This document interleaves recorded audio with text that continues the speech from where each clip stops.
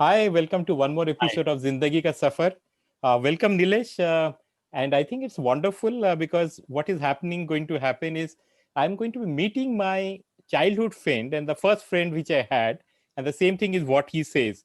Um, so, Nilesh, when we were there, I think it's 47, 48 years back.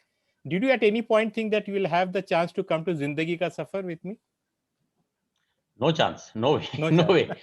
No way. No way. In fact, but I do remember you as my oldest friend. I think among the few people that I remember from that school are you.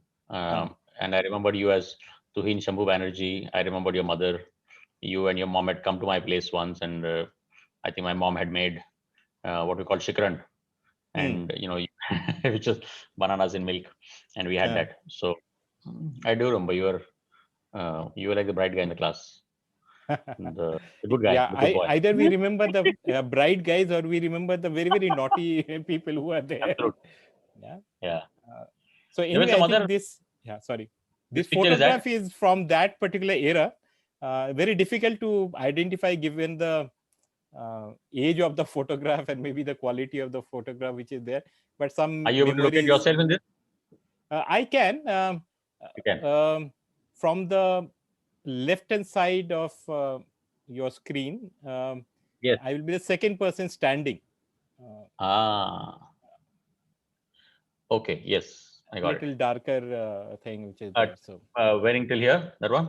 yeah, yeah, yes, yes. Ah. Okay. Got So it. I think we had all gone to Seminary Hills, and Okay. this was Picnic. one of the things I remember because one of the, I think it's still there. There is a rocket which is there, and when you were a Yes. small kid of 4 or 5 years old, and your size itself is small, and the size of the rocket was huge. So I just remember trying to look up and couldn't trying to figure out Right. where Right. that rocket was ending and all. So that's one of the memories which we It had. was a good school. I guess we were the few lucky boys who got into that school. After that, it became a fully girls' school.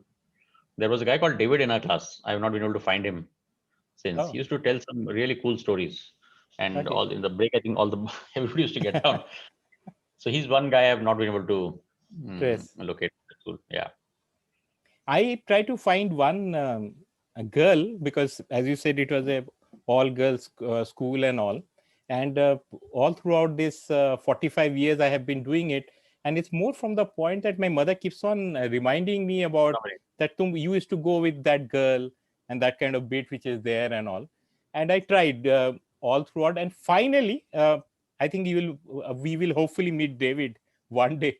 Uh, Only last year finally I have been able to locate her, yeah, though I have not touched base with her, but I have now finally being able to locate her, and I think it's if I want I can get the mobile number and maybe want to talk to her, and otherwise she is still based in Nagpur, so that's Correct. how Awesome. things are. Yeah, so Awesome. I think that's how life is. So I What think a great that that's network. our memory of Mount Carmel school which is there, and I think Yes. post that um, you moved to I I moved moved in to the first Adilabad. standard. Maybe in second standard, you moved to Yeah, second Saraswati. standard. No, no. I second standard. I moved to Adilabad. My father Oh, got okay. transferred, so we moved to Adilabad. Then we were there Huh. for the next 3 years, and then Okay. my father passed away, and then we came back to Nagpur again. So I came back Okay. to Nagpur in fifth, and then I joined Saraswati Vidyalaya. Oh. Um, So so before we get into the school thing, um, that is one part because we had lost touch. And when I met you again during our junior college days, I got to know about this sad thing because my remembrance of your father is, I think maybe when we had visited your place. Uh, because I think he was in the bank and there were a lot of yes, ties which were there in his wardrobe, and I was very yes, fascinated with looking at the ties because my father never had it, and I said, "What a cool dad Nilesh has got." So I think losing your father at a very young age. Uh, what were your thoughts? Maybe after so many years, shock will definitely be there. How did you cope up with the whole thing? So, but yeah, talking about ties first. I Hmm. also used to wear ties. Even, even there, I think apart from the ties that we wore in school, Uh, I had some other interesting ties which I could wear, which is quite unusual. There is a childhood picture of mine in a tie, and people ask, saying, it seems a little unusual. So that love of ties has continued in my. I have a lot of ties now, and in my profession, I need to wear a lot of them. But yeah, I think losing your dad at an early age is quite traumatic. It takes a lot of time for you to come to terms with it. And you grow up a little faster as a consequence, right? You probably become responsible much more earlier. Maybe it's hard to say, hard to say what you have missed, because you didn't know what it could have been. So it's hard to say. But I think whatever I learned from him in the early days has still stayed with me. I think a few things that he was a perfectionist in many ways. So he would like to do well. He was very ambitious. So some of those things stayed with me. He had a love of the English language that kind of stayed with me. He was a very caring father. He used to look after. He used to spoil the kids quite a bit. He used to literally feed us every day. Every single day, he used to feed us breakfast with his own hands. Wow. So I think some of those things have carried on with me. I guess I've probably inherited some of those pampering your children kind of learnings I've had from him. Yeah, but I guess ambition and drive, and he was very conscientious also, and he was very straight, authentic. Whenever he had values kind of conflict, he used to be very, very disturbed. But he was a go-getter. When he moved to Adilabad, he kind of went and opened multiple branches everywhere. He's a very, very dynamic guy. Very dynamic. He's quite well known in the whole town, and people still remember him. In fact, we went to Adilabad 2 years ago.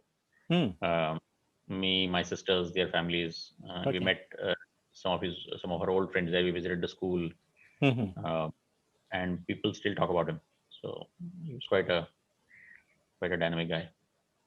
Yeah, I think I remember when you spoke about his love for English language, that how he used to every day ask you one word during the day, and that's how it developed your interest about language and words in particular. He used to shave. While he was shaving in the morning, he would keep asking me spellings. Okay. And good. I would be answering them.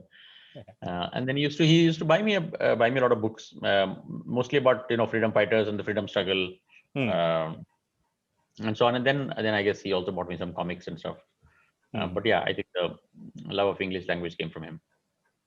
Yeah, and I think the other thing which you said, I think you mentioned that I think we have to be growing up and become a little bit more responsible at a very early age in case we lose our parent, because I recollect auntie, your mom, talking about how even when, let's say, you are 10 years old, she used to be taking every decision by discussing with you. I think as the eldest son of the family, even though you were at such a young age, I was quite young, yeah, you were doing I used that. to accompany her everywhere. So I developed a knowledge of the outside world a little bit early. And yes, because when we stayed with our uncle there, I was the eldest amongst 7 children. So you kind of are always thought about it as an elder, even if you're only 10, 11 years old. Right. So that has its own, that sense of responsibility is difficult to replicate in any other ways. So don't know whether it is good or bad, but yeah, that's what happens. Right. Okay. So we will now move to about your schooling, and as you mentioned, you moved to Saraswati at around the age of 5, in the 5th standard. So that again was a very well-known school. So going to the school again, were you the same topper very quickly in the class and all? Yeah, I was. Okay. It was a different school in the sense it wasn't pure academics. In fact, that time, what we talk about now as holistic development, they use those words, but they were not only academics focused. the corollary of that kids were quite naughty, and you had lots of stuff happening in the school at all times. But I guess you learn a lot more holistically in that environment.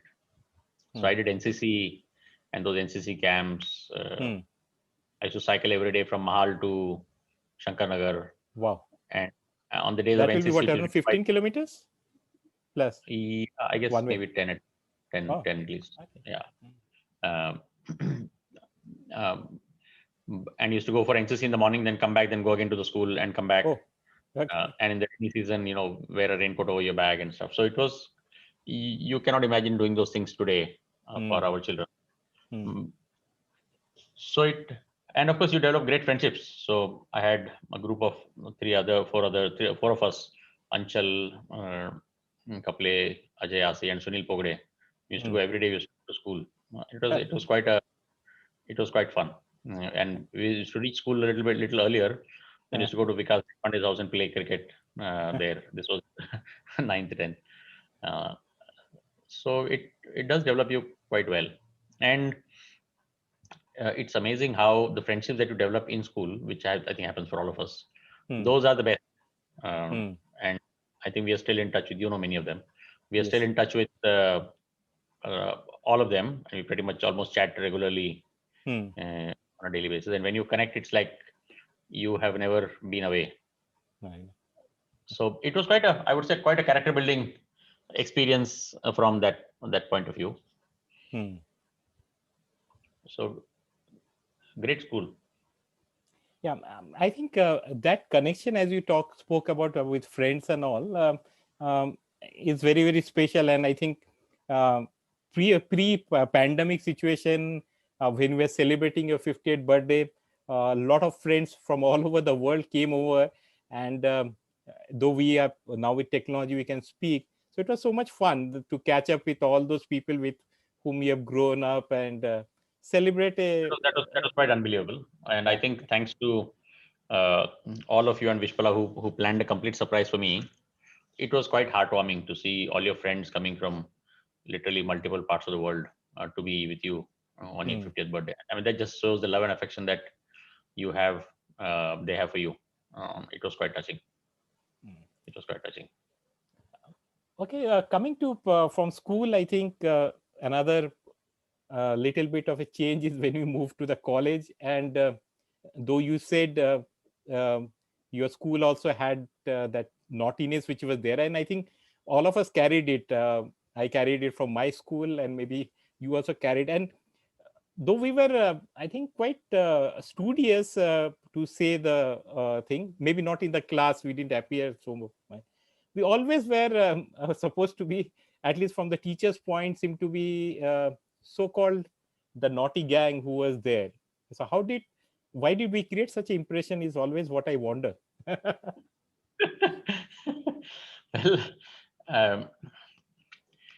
Well, I think we had time. We had time. 11th was a year when nobody studied much. That was, I think, part of the reason.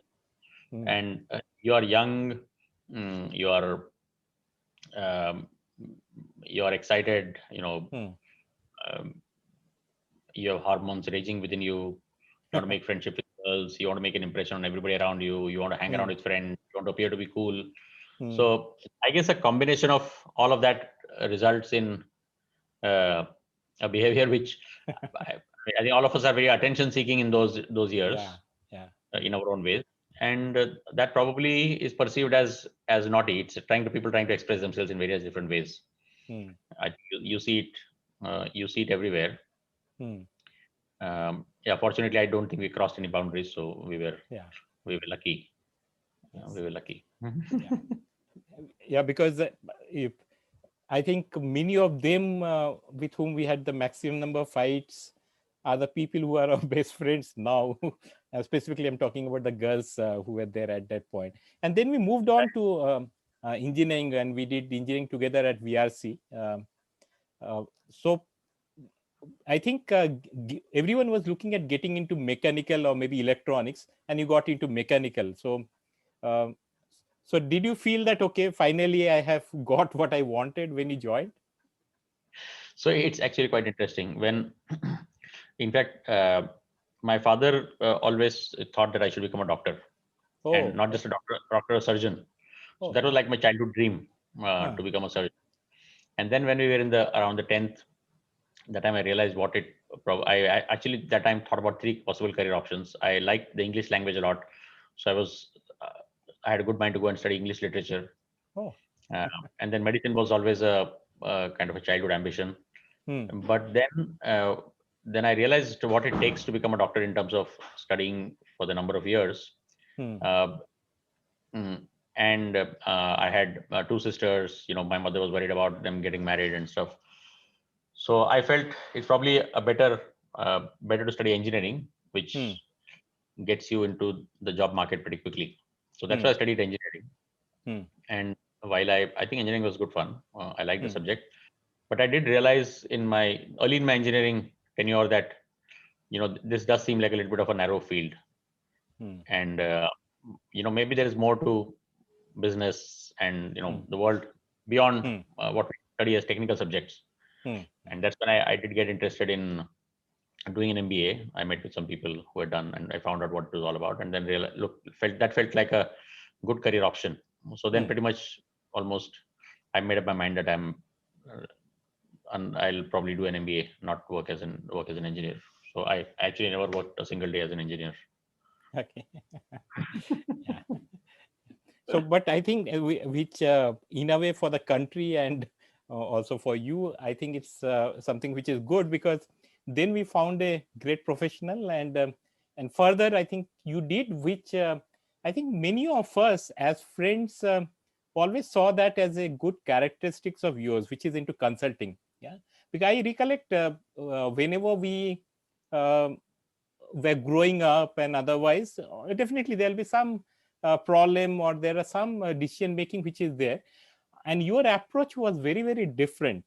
Because I let me take one example from our engineering days. Yeah, because we all realized that we need to be much more able to communicate, because though we all came from English medium school, but we were not using that, and we were not able to communicate so good, and we said group discussion is one part which is there, and the solution came from your side, saying that why don't first of all we join a class to get an idea how it is there. And I recollect all of us going for a class, we used to go and attend it, get some idea. So now once we got the idea, and that's how the critical part is, because it's a cost which you had to pay to the thing. And then we said, okay, we are going to be meeting up every once a week, or I think twice a week, and we'll take up one topic, and 10-12 of us used to be sitting together. I think 9 of you, the Navratna of VRC, and 2 of us who were like all over the place. Electrical was not suiting, so me and Iyer will join you guys, and we will be doing the group discussion. So that's a very wonderful example of a consulting being done, though ideally you should charge us money, which will not give you also. So did you realize that consulting will be something which again will be something you will want to do? I don't think I knew what a consultant was at that time. I had no idea. In fact, I remember once all of us were sitting in Ruchira, celebrating somebody's birthday, having dahi samosa and chai, and I think we were talking about what does each one want to become when you grow up, and I think various people were saying many things, and I described it as an image. I said when I'm working, if I open my wardrobe, it should be full of suits. And I don't know what I was thinking. I don't know whether it is connected to my wearing ties when I was a child, or good dressing, or it was like a synonym for a corporate life or a consultant. But the fact is, I have ended up wearing a lot of suits. I didn't know about consulting that much. Well, I guess engineering does teach you problem solving, and I think that we had. I think many of us had, trying the urge to do something and solve problems, and that's why I used to get involved in the college politics as well. So I think that urge was there to do something meaningful. In fact, the group discussion thing that you talked about, even after I finished my MBA, I actually ran some of these sessions for students of VRC to help them crack the interview and group discussion. But it's the consulting idea actually came when I was studying management, and even in management, while it was at IIM Calcutta, it was not necessary to specialize in anything. You could study what subjects you want. You got a specialization for where you took more subjects, but I found it again narrow. I felt, why do I need to be a marketing person or a finance person or an HR person? Why can't I be all? The only profession which allows that is management consulting. Yes. Where you solve holistic business problems, which everything is included. You don't get compartmentalized. And I had spoken to my professors. They said, get some industry experience first. So it did seem appealing because I didn't want to be closeted in any particular area. In fact, IIM Calcutta was a great education. I really loved what I learned there. I mean, I still remember. I don't remember as much of what I learned in engineering, but I do remember most of what I learned in management. So it was a good education. So yeah, so it was there as a burning desire. And then after I worked in the industry for 8 years or so, then there was an opportunity to I was at a crossroads where I could have gone on to an industry career, and there was an opportunity to kind of do something in consulting, and I made the switch. And I took a risk, and then kind of switched a couple of places, and then landed in a proper management consulting job. But I think in hindsight, I shouldn't have been. I don't think I could have done anything else, or I don't think I would like to do anything else. Yes, because that's what I said. You had that I think inbuilt characteristics of problem solving. Another example of that which I can recollect. So the consulting part got taken care of very well. Yeah, we spoke about because as growing up, and maybe that's a very natural thing that you want to impress girls. Yeah, and we all were trying, and we tried and tried. You all in our respective way. Finally, you came out with a solution that what is the challenge. So you wanted to put into the positive motivation spill into the whole thing. So you said, okay, in case someone is able to get out and go out on a tea, coffee with a girl, that gets sponsored from a common pool. Yeah, and that was being made and given to everyone.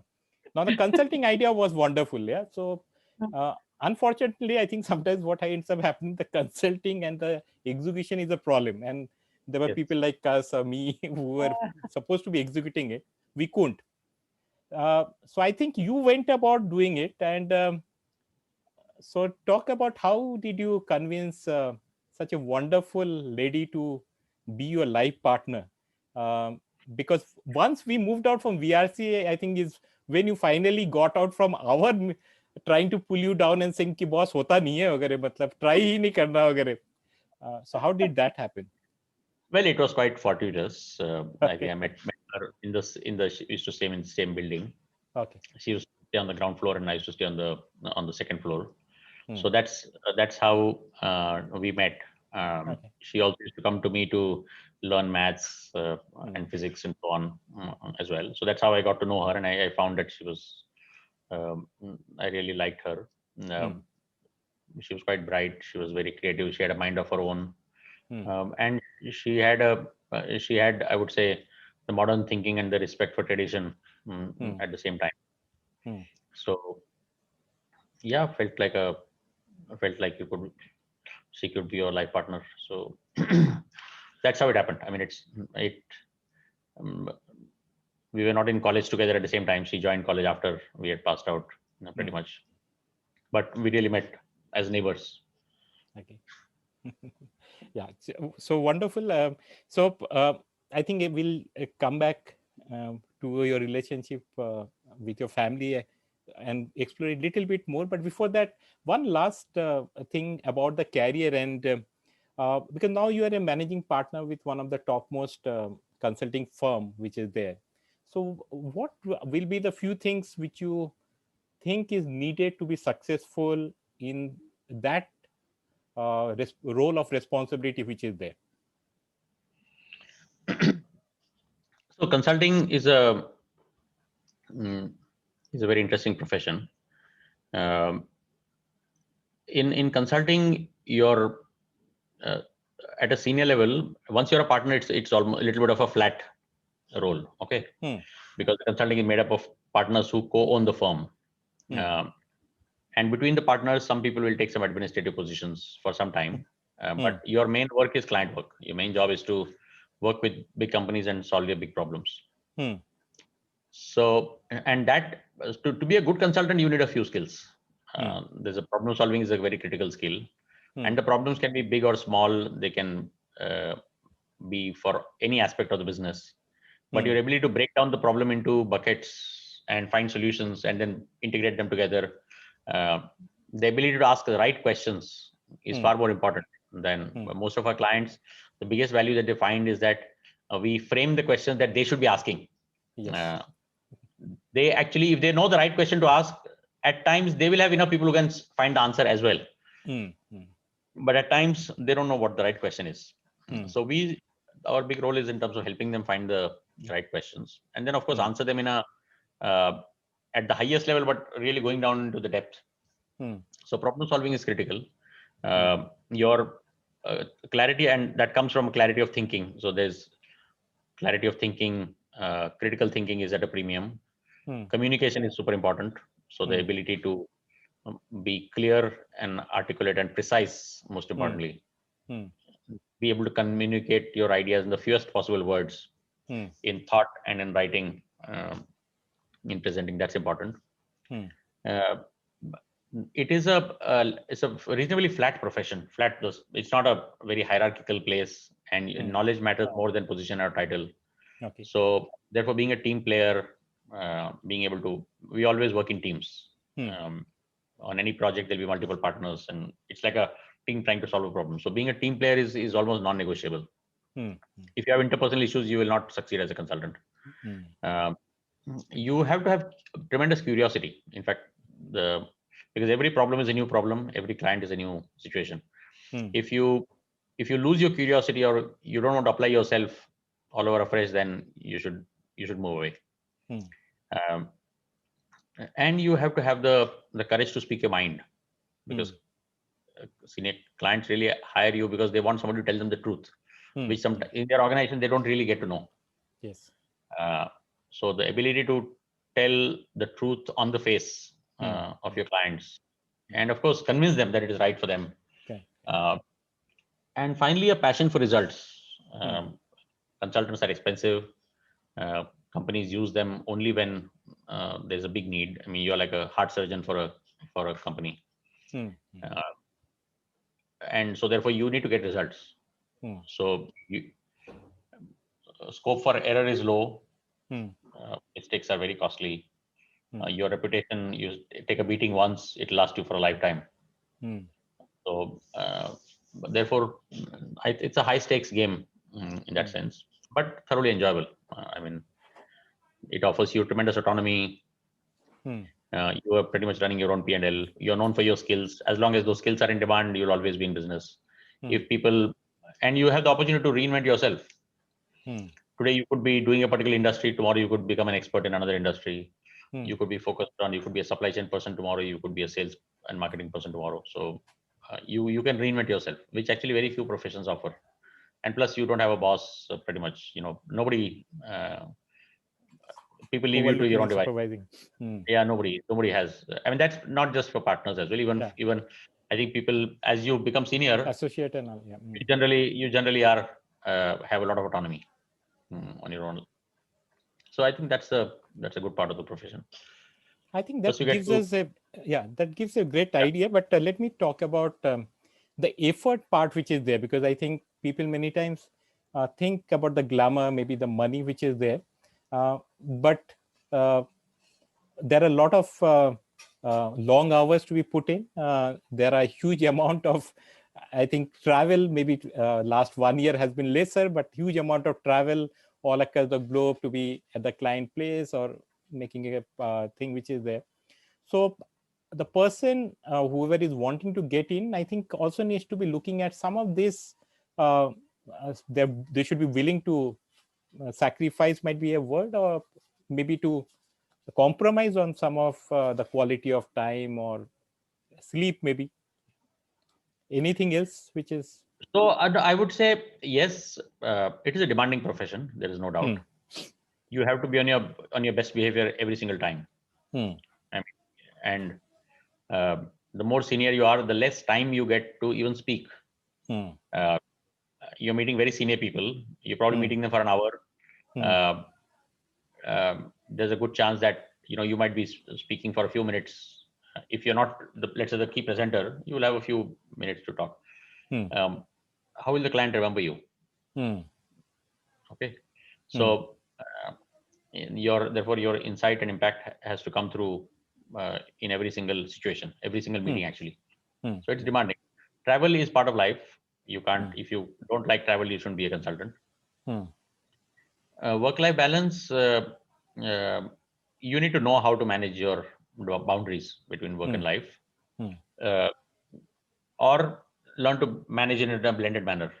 Hmm. Mm, um, so as you grow senior, you get more control over your time. Hmm. Um, but work-life balance is an important consideration for anybody wanting to be in consulting. Hmm. Um, yeah. But I have seen so many successful consultants; they all manage their work life pretty well. Hmm. So you need to learn how to manage that. I have seen people in industry probably work longer hours, and they travel sometimes a lot more. Hmm. We don't have that much work on weekends. It's generally you're free. Okay. You have time for yourself. Even if you travel, you have to fly back on the weekends. I know my friends in the industry, when they travel, they are like they come back after maybe a couple of weeks. Hmm. That never happens. So we just travel more frequently. Okay, great. As we were talking about creating a relationship in the corporate life with our clients and our employees who are there, in a similar way, let's get into the family thing. So, when you're looking at your role with your family, how do they see you, according to you? Because okay, so let's start off with your mom. So, how will your mom describe you as a son? Very interesting. I've never asked her that question, but I think I'm the darling of her eyes. So in her eyes, I can do nothing wrong. In her eyes, I am like really working hard. In her eyes, uh, yeah, I guess for her, whatever I say is probably the last word.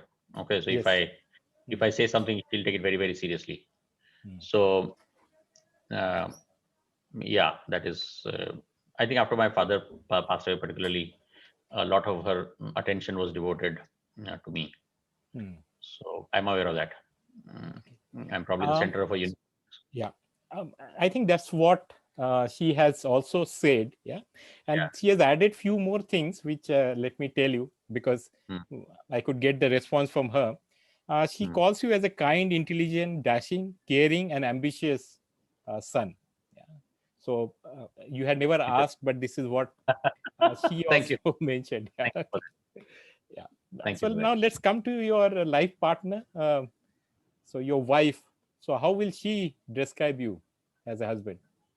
Uh, she'll she'll think of me as a driven. Um, Mm-hmm. she might think of me as being a perfectionist. Mm-hmm. She might think of me as a kind father. Uh, Mm-hmm. she might think of me as caring somewhat, Mm-hmm. um, partly. I could be more caring, I guess. Mm-hmm. She might think of me as being very organized. Mm-hmm. Uh, um, she might think of me um, as somebody who's willing to change as well.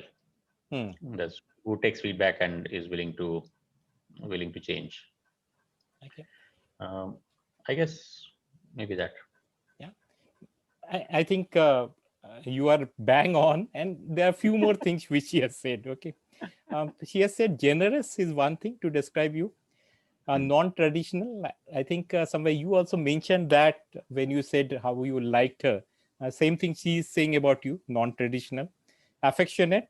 You said caring. She's put that in a slightly different.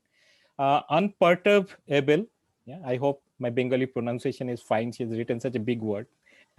And I think you have been saying that, and she has said it now, that you are her best friend. yes. So, yeah. And you have said it in multiple occasions that your best friend, Yeah. she is there. Yeah.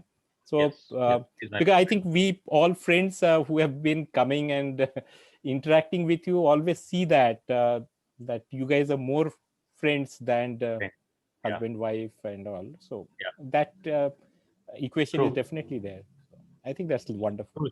Okay, She is my best friend. best friend. Yeah. Okay, let's uh, talk about what your children will say. Um, my children, um, my children will say that yes, they also say I'm a perfectionist. They also say Hmm. that when I get into something, I kind of try and uh, uh, I get almost I get really deep into whatever I get. Hmm. They also think of me as kind. They know because normally, generally, I don't say no to most of them. Hmm. There are only a few things that I'm particularly strict about. Hmm. Um, I've been trying to inculcate middle class values in my children. Hmm. I do believe those are the best values.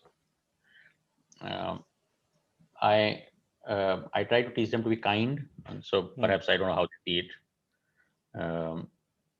I my I want them to be humble and Hmm. treat everybody well. Hmm. Um, so I don't know how they see that. Hmm. Uh, they might think of me as boring. It's quite possible they might think of me as boring or traditional, uh, and somebody who cracks dad jokes. Hmm. Uh, but I think they do appreciate that I can learn new things. Uh, Okay. but I'll be curious to hear Wonderful. what they said. Yeah, yeah. So before that, I have one more small uh, quiz kind of thing from you. Yeah, so out Yeah, of your three child, I was able to get response only from two of them. So who right. do you think is the person who has not responded to my description, asking you for a description? Shanyu might not have responded. Yes, yeah. So I think uh, I also understand because I think as a boy, Boy, teenage boy at that age of 15, 16, yeah, if they don't. someone would have asked me, I think I would have also been tongue Yeah, tied or would have yeah. found. Yeah. So we have not heard from her, but Uh, girls definitely give you a lot of things. So, okay, we'll hear that out. And very similar to what you have said there, saying. So mm, Radha is saying you are fun, you are mm, hardworking. So mm, looks like you are not spending enough time with her. Okay, but mm, definitely mhm. she's saying it's cool, that you Uh, are cool. Uh, mm. and as you said, boring. Maybe she is putting it in a slightly different way, saying old. Yeah. Old. So she sees you as a, yeah. So so that's coming from Radha. And Okay, what did we say? okay, Pavi is also saying something very similar. Okay, from that point, ancient loving is what she says. Okay, Instant so loving. yeah, so I don't know whether that means boring or what exactly she means, but that is there. Yeah. And very another interesting thing which she is saying that you are a Mm, delegator, uh, mm. and I have no idea what she means by this. So any clue what she means by when she says you are a delegator? So, so I get things done by delegating. Okay. Okay. uh, I don't try to do everything myself. uh, I involve people around. I give them the responsibility, uh. and get them to do it. Okay. And you are And saying this even at home. even at home, yeah. Okay. So we will give responsibilities to the kids Hmm. and they do it. So Shanyu and Pavi can Hmm. both cook a full meal on their Oh, own. lovely, lovely, On their own, lovely. they cook a full meal for a family. Hmm. Um, so I give them responsibility, and so that's what she means delegating. Okay. Personally, I have grown up like that. Hmm. Um, so I don't like to control everything myself. I don't like to keep everything with me. Hmm. I prefer it if they are doing it, uh, and I get them to take their own decisions. Hmm. So I think I like it that way. So I'm glad she noticed it. Okay, I think wonderful that.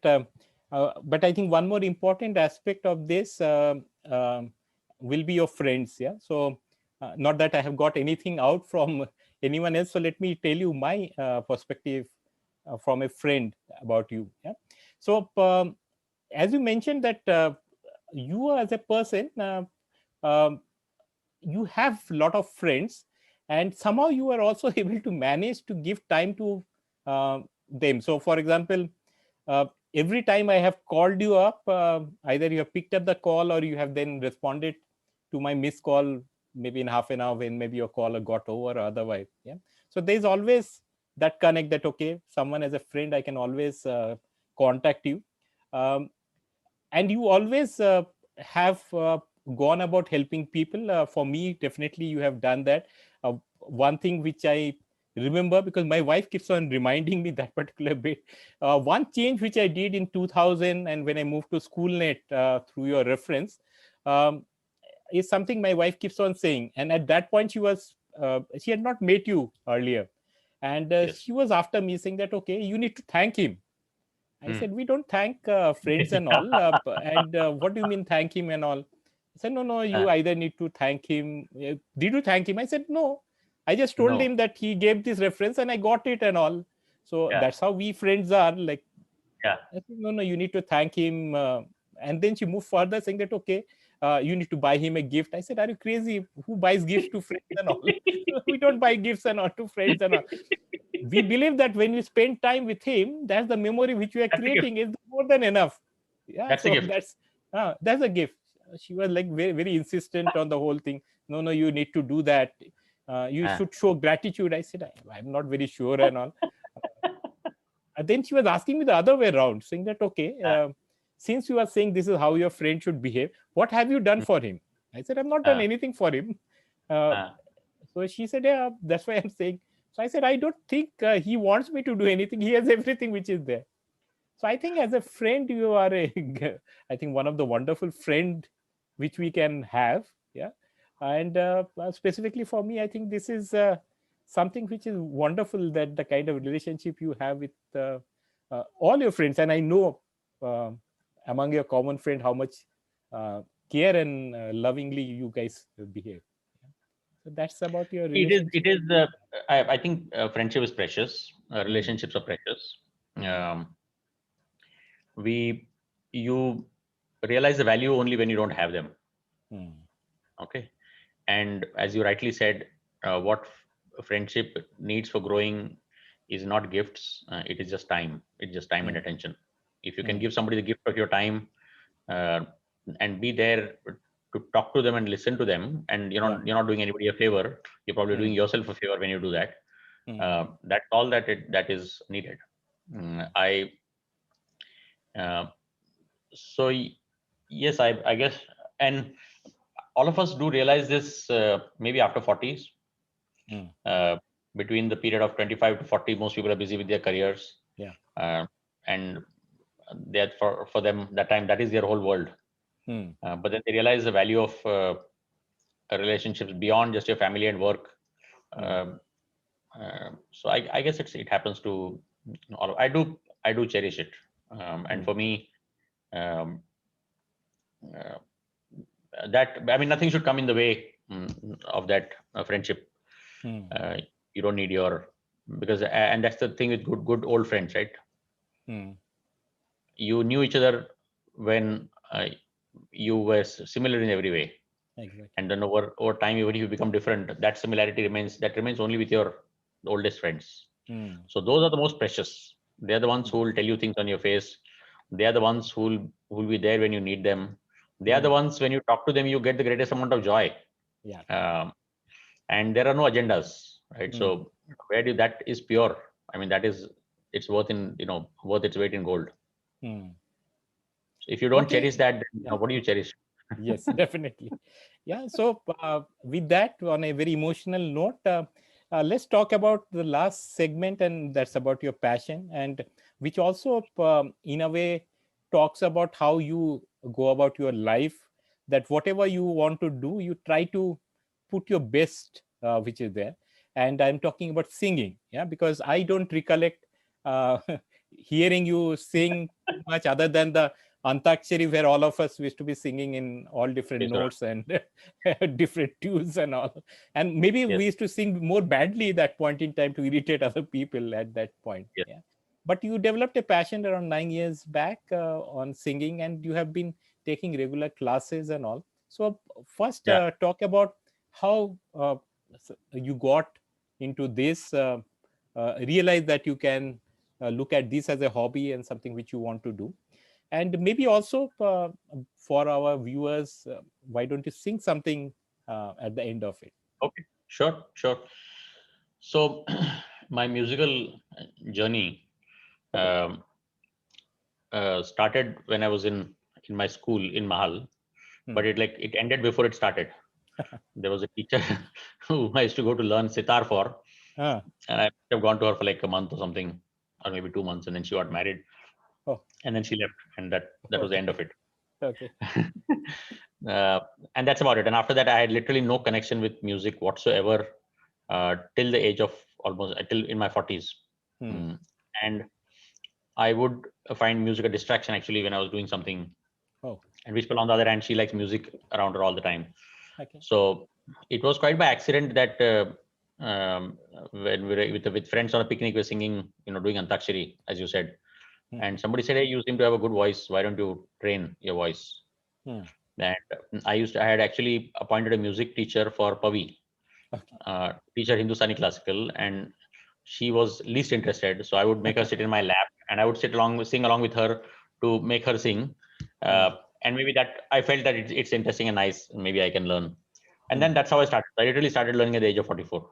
Okay. So most people start learning at the age of 5 or 7, Ah. and so on. So I'm only about 40 years late in my journey. So yeah, but I enjoyed thoroughly. I've been taking Hindustani classical, singing lessons. I have a teacher who's now teaching me since 2012. I've recently started learning tabla just to Oh, improve my sense of tal, okay. because I think I became better at sur, but the tal I probably still need to learn. Okay. Of course, I need to learn a lot, but I started doing that, and I spend weekends. Normally, weekend mornings are spent in that, and that is the best part of my week. It is the best part of my week, and I of course listen to a lot of music as well. Almost, and I've moved to more and more towards classical. What earlier started as general Hindi music has now moved more and more towards classical. So maybe I'll sing a small thing for you. I'm fascinated with Rag Jaunpuri the last few days. Rag Jaunpuri is a very melodious kind of rag, and I'll just sing the Aro Auro and sing one few lines of the Bandish. Okay.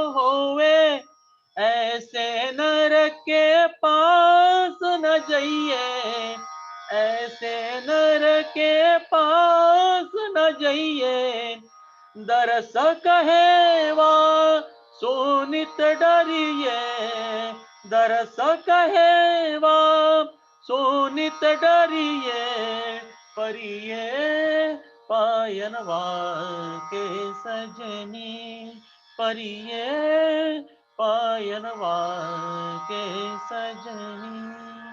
Wow, that's wonderful. So thanks a lot, because I think um your background is that wonderful thing which you can see from your uh, house balcony, and we are sitting here and hearing such a melodious rendition by you. And I think that's what Zindagi Ka Safar is all about, and specifically for you, that you make it very, very melodious with whatever sul tal, and create a sangam with all the people who are in touch with you. Yeah, thanks a lot, Nilesh, for taking this time out, and wish you all the best, and hopefully we can catch up very soon. We have not done for the last 2 years. Thank you very much. What you're doing is a wonderful, wonderful thing. I think you are getting to know your friends, all our friends, much more deeply than we ever knew them. And I guess you are helping them to discover themselves as well in this process. So I think what you're doing is a very noble deed to him. But you are like that. You do it for friends which nobody else will. So thank you very much. I think this was a lovely experience. Okay. Thanks a lot. Thank you. Bye bye. Thank you. Thank you. Bye bye.